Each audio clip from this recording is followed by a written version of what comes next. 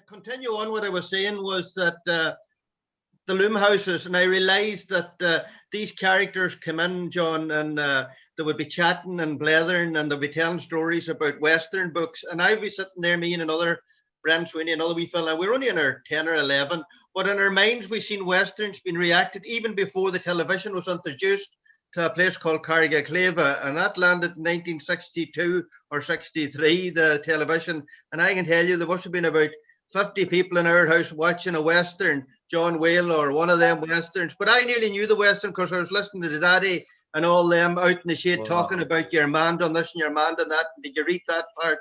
Well, then when I went to a MenShed, just like yourself, and through here, the Ardra, she had meetings about it, and our fellas all came in, and I noticed all these blokes were, well, from 50 up till 90, you could say, imagine with that in our shade. And then the Killybegs and the Ardra and of course the Meenaneri and the three shades got together, and we got great old crack and fun.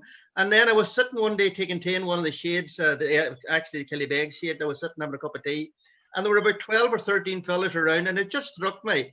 My God, Colm, you're over 50 now. This is a good while ago. You're over 50 now, or nearly 60, and you're sitting listening to the same stories you heard when you were a wee fella. It took me back. This is what the boys were doing, and this centre point was very important for them. Even though that the fanciest of televisions at home and the most comfortable houses, sitting in a shade, and some of them were millionaires from fishing, and some of them were bankers. It didn't matter. They were all having a cup of tea and a couple of biscuits, and they were telling their stories. And I just said, isn't this lovely to have somewhere that fellas can get together of all species and all, as I say, it didn't matter. And it just took back when I was growing up. So that would have been my first image of a MenShed. And then when we started it, I seen here's fellas that have, you know, they worked for the area like yourself worked, and they worked for the communities, reared families. And now they're at a kind of a wee loss where to go. And I remember one of the fellas said he was walking past St. Catherine's Well and Killybegs, and he met a fella. And he says, where are you going today, Jimmy? And Jimmy says, well, I'm walking the dog. He says, I have the house painted, I have the gates painted, and if I paint anymore, he says, I'll be off my head. He says, the wife sent me out for a walk. She's having her coffee morning. And he says, did you ever call into the shade? And your man says, Pat, or Jimmy says, no. He says, what's the shade? How do you mean the MenShed? Well, he says, there's a crossroad, come on down for a cup of tea. And I remember that day, well, I happened to be in there, and Jimmy came in, and we were talking, and Jimmy drove a lorry for all his life. He was on the road all his life and reared his family. And we were asking him what he was interested in. And Jimmy says, well, if any man would do a wee bit of painting, God, you know, he says, I would love to do it. And I says, sure, thought you said you were fed up painting. No, he says, landscape painting. And I looked at this man that was, well, nearly in his 80s, wanting to do it. But I says, well, I can do a wee bit with you, Jimmy, if you want to. We can browse through it and see what happens. Just the way you might say, well, Colm or one of the boys here, I'll do a wee bit of poetry with you, give you an idea on, you know, on what you're doing. And that's my journey started off now till meeting Liam and all the boys through Zoom and on lockdown. But that was my first of a MenShed, knowing that I've seen this before in Ireland. And then, of course, I took up a wee bit of tin whistle through the MenShed Association too. And I find that they're great. And I must tell Liam, I took up the ukulele last night, so I might be fit to join him and Mary on some of their sing-songs later on. So, John, that's a wee bit, and as I say, I don't want to go on, but that's really that's fascinating. That's absolutely fascinating. That's where I come from anyway, a family of weavers. Magic. It actually just draws me right back. You've picturized the whole thing in my mind. It draws me right back to the old time Ireland and the way things used to be, the real McCoy. Yeah. And see this like the group of men coming down for the cup of tea and to tell their stories, to have the crack, have the chat, instead of going home and watching the new telly on the house or whatever. It's fabulous, absolutely fabulous. And as you said, Colm, it's absolutely another magnificent outlet for so many guys. Absolutely, so many guys will be totally lost if the sheds were not there. And I look at the work that they're doing now with this Zoom. Like, so they say this is magnificent. I'm in Dundalk, you're in Donegal. Liam probably have someone from America next week or whatever, and you'll be just chatting to a zicker next to them on the. And I think it's fabulous. It's absolutely amazing. It's fabulous stuff, you know. Your shed, Colm, is it near where the boys are, or? Well, we have 3 sheds now. Ardras, my main shed, Killybegs is a shed, and then we have Neri, which is all in the west coast. Of course, they're so separated. It's like myself and Ian was on there talking to the fellas from England and Scotland the last day, and the two of us are from the one county, but there's 80 mile nearly, they're nearly more maybe from here, from Ardra to where Liam is, but we're still talking from the one county. And I think there was another character on from the Kilmacrennan, which is another good wee slap of the ground, It's a big county, yeah. There's 24, I believe, now Liam might have to correct me on this, there's 24, 25 shades in Donegal, and they're all well separated. And when Liam came up with this idea about 3 years ago, I could see it because I knew some of the fellas weren't great at driving at night. And like myself, leaving here and going to a meeting maybe in Donegal town or Balmafay on a winter's night. But this way of having meetings, I seen that was a great idea when Liam talked about it about 3 years, it must be now 2.5, 3, that he was ahead of the time with this. And now, and the knowledge that he has now presenting this and pushing this forward, and it's helping like me in the art classes too as well, John, when he sent me over the camera and came on and got the lights and got the whole thing. For somebody to take time, that's brilliant, and that's what we need. As I say, we have a lot of boys in the main shade, but some of them are hard just to get moving along. They're a wee bit shy of maybe be saying, oh God, I don't want to be a smart ass, I don't want to be out there, I let other fellas do it, but they're not. I says to them, any man that's good at woodwork or good at telling a story or a poem or painting a picture or making a bara, be proud of that. That's a proud thing to be of.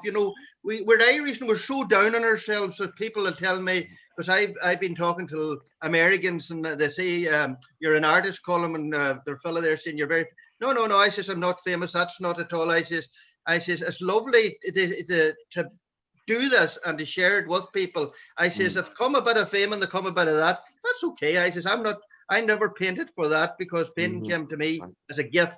And I shared with people as a gift. And I think poetry might be the same to yourself. Same thing, Colin. And somebody will say to you, don't treat it as a gift. It's something very important to you. Not everybody can write a poem or put a poem together. But funny, as artists, we see things a wee bit different in the world, and we try to share it. True, it's true, Colin, and it's good to be able. It's good to share it, and it's good to share it. It's good to approach it in such a fashion that you have absolute passion about it, but you don't want to sell it. You want to give it. And it's about giving, isn't it? Sharing and that. And as you said, even like if you can go down, if I could go down, I could help someone to put a poem together or put a few words together for a poem.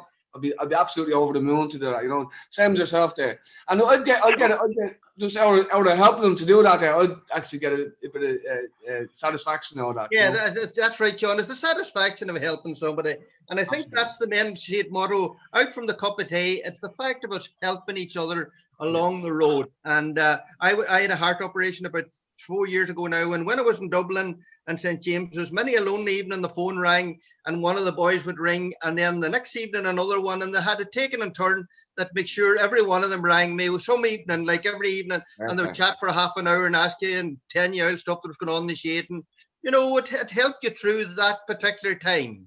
Honest to God, Colin, I tell you what, if it wasn't for them phone calls at those down times, like you might not have anything to lift you up, and just a little call from one of the boys or whatever, someone's thinking about you or whatever, it's actually really nice, Yep. And it's important as well. It's very, very important, and it's great that the way they got together, and one of them phoned you one evening, you don't phone the next evening, that they never miss an evening. That's fabulous stuff, Yeah, and it's camaraderie again, Colin, and it's they're stepping out of the way, they have you in your mind, and that lifts you up, it keeps you going. Yeah, well, when we through a couple of shades, we had a lot of bowel cancer or prostate, and a couple of fellas had to go to Galway, and we stayed in touch with them, phoning them and asking them how they were getting on, and every evening we'd make a certain time, we'd ring them, make sure they got up and down there if they wanted to lift up or lift down, just to let them know. And the boys always had a lift up and down. There's a great service here for that. But just to let them know that if they were stuck, that they're there with a car and you would run them down or collect them or if there's anything they wanted. That's a part of the MenShed and should always be a part of the MenShed. I was a wee bit mesmerised listening to Colin there. I really enjoyed what he was talking about the guys meeting up in the shed, because it sort of reminded me of an experience I had when I was an upper and that my father used to take me usually about once a week to visit a couple of old bachelors brothers that lived a couple of miles away from us, and they had what they called a Killian house. That was just a place where men would meet to chinwag. I suppose there was times there might be only 3 or 4, but there was times there could have been 15 in it, and an odd time maybe somebody would have brought along an accordion or maybe a fiddle or something like that. And the younger man of the two was a great man for baking bread on the open fire. They had a 3-legged pot that he used to bake this oven scone, as he called it, and he would have had the fire underneath, but then he would have had there was an iron pot and there was a lid on it, and he would have lifted the red coals out of the heart of the fire with a big long pair of tongs and set them on the top, and that was how he cooked the bread. But I was amazed at this and brought up on it, and I never thought much more of it until I was about 35, and I happened to be in New York, and I went into the bar in Manhattan. It was an Irish bar, and lo and behold, up behind the bar there was a massive big photograph of this guy, Joe. We called him Joe Ned. That was a nickname. It was Bradley, Joe Bradley, no relation of mine or anything. But here wasn't this massive big photograph of him. Very good. In a bar in New York. Wow. Yeah. So it's amazing, like that's sort of the way it was up our way as well. I thought at that time it was unique, but obviously not. No, we had, John, we had a woman, Mary Carbon, and Mary was a spinster, and she lived down below our house, and it was a great card house. And when we were about 12 or 13, we went there to play cards, but we weren't allowed because you would know it was all the heavy card players, and there were no young fellas allowed. So we had a wee table of our own, and Mary used to be cooking the bread, and the smell of it of a pot, and she kept putting the coals up on top of it. And the reason why I used to love to look at that pot, Mary would say, "Your father gave me that pot. He bought that pot. He felt sorry for me." And he says, every time I think of him, I when I'm making the bread, he says, "You'll never be hungry when you have that pot." And I just, when you mentioned it, it remembered me of the pot too, with the coals on top of it. Oh, imagine. Yeah. Just the story, that is fantastic. But Mick, I just want to, you had your meeting last night. How did it work for you in terms of technically, and how did the guys experience it and all this? I'm delighted that that's happening, because it's, we're getting into the look, one thing that's obviously about COVID or whatever's happening this year, there'll be a whole year of transition to any effect that vaccine's going to have. So we got plenty of time to get this right, guys, plenty of time. So tell me, Mick, what was that experience like for you? Believably, it went exceptionally well. It was the one where I didn't have them to ask them put hands up. There was no jumping on top of each other in terms of trying to talk over each other. We sat there, we talked about things, we had a damn good laugh. It was really like, it's nearly like sitting in the shed, only that we weren't looking at each other across the way. The crack was fantastic. It was an opportunity to touch base with everybody again since before we lasted at Christmas time. But it went so well that, okay, we had 6 guys this night. We're going to try now and get a few more of our other guys online. And probably this time, well, next week, we'll probably have maybe 2 more. And then we'll try and build it up so that we have the whole complement of about 10 or 11 of them on it. But it worked exceptionally well. We had no downtime. As I say, everybody was quite relaxed. There was a bit of storytelling, a bit of joke telling. It was very, very enjoyable. And I think unanimously, everybody said, listen, we've got to make this hard. We'll now make this as if we were going to the shed on a Wednesday night, which was what we used to do. We used to go on a Wednesday evening. So the Zoom now has replaced going to the shed while this is going on. So it worked fantastically. Yeah, so I mean, my thoughts are that's what we decided to do last week. Mick, is to take one of the 2 nights that we normally would meet, and we'd say, well, look, we normally meet 7 to 10 on a Wednesday, but we'll have a meeting every week from 8 to 10. And I think it's going to take time. Firstly, we had 7 people last week, a couple of dropouts for different reasons this week. And there's obviously people on the periphery that it's going to be more difficult to try and resolve it for them. But I think what we have to do is plow ahead, as you said, make it a norm. Right, lads, this is a poem called My Trip to Donegal. So, hello to Donegal again. Today I've come to see my friends. Last time was with my family. We'd never seen such beauty. Through the rainy windows of the bus, endless scenes surrounded us. The rolling hills and fields of sheep, keeping me from going to sleep. The roads lined with bushes and trees, shedding the last of their autumn leaves. Delightful hues of amber brown, like a carpet on the ground.